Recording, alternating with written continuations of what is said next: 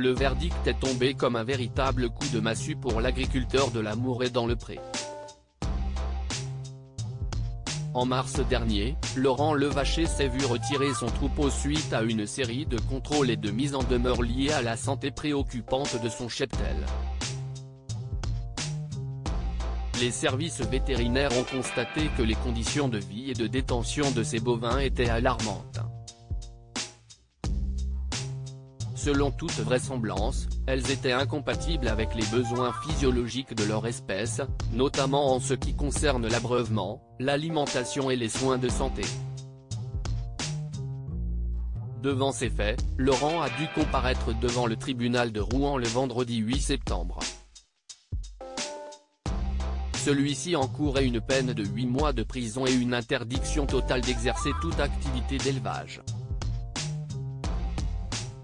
Sans parler de la confiscation définitive de ces 432 bêtes. Laurent Levaché de la Mourrée dans le Pré @ETPMP. Il faut savoir que de nombreux cadavres de bovins auraient également été découverts abandonnés sur son exploitation. Pour ce qui est de l'état général de ces animaux, il semblait montrer une absence de soins évidente. Laurent, la Mourrée dans le Pré, en grande difficulté financière en février 2023, Laurent a été invité sur le plateau de l'émission Touche pas à mon poste. Ce jour-là, l'ancien candidat de la Mourrée dans le Pré a confié avoir de graves difficultés financières. Il avait notamment expliqué avoir investi toutes ses économies dans sa ferme, mais qu'il avait traversé une période très difficile au mois de novembre.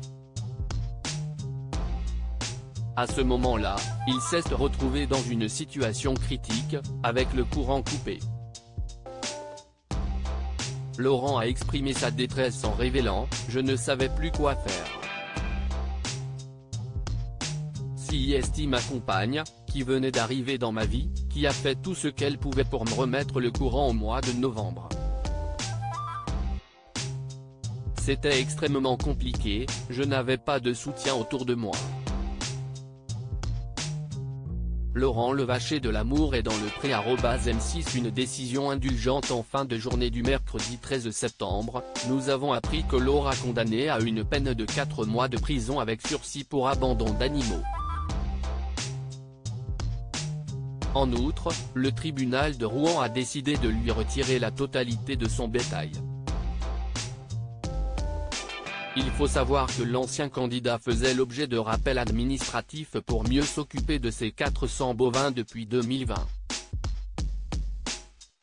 À l'issue du procès, ces derniers ont été confiés à la Fondation Brigitte Bardot qui s'est portée partie civile lors du procès.